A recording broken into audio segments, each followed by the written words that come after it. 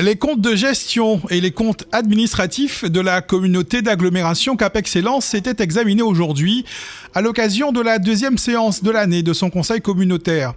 Malgré des dotations d'État en diminution depuis plusieurs années, le président de la communauté d'agglomération se félicite des comptes de Cap-Excellence.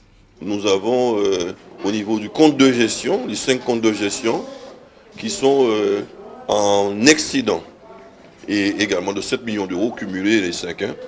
Et concernant le compte administratif, de ces 5 comptes, 5 budgets, ils sont également en excédent. Malgré la diminution depuis 2014 de plusieurs millions d'euros des dotations accordées par l'État.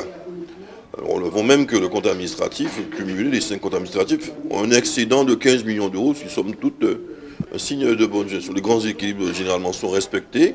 Et pour ce qui concerne les budgets primitifs pour 2018, ce sont plus de 197 millions d'euros qui sont programmés.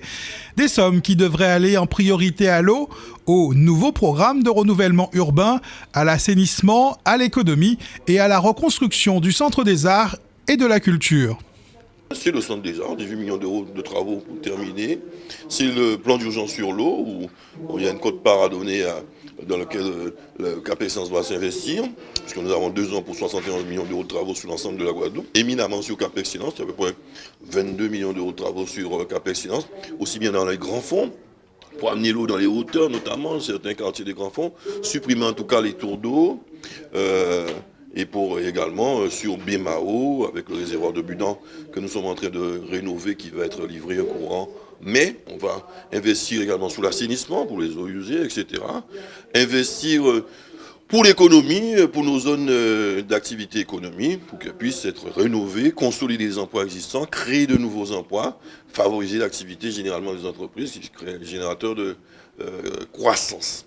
Autant d'investissements programmés pour les villes de BMAO, Les Abymes et Pointe-à-Pitre, sans augmentation annoncée de la pression fiscale sur les ménages et les entreprises de ce territoire communautaire.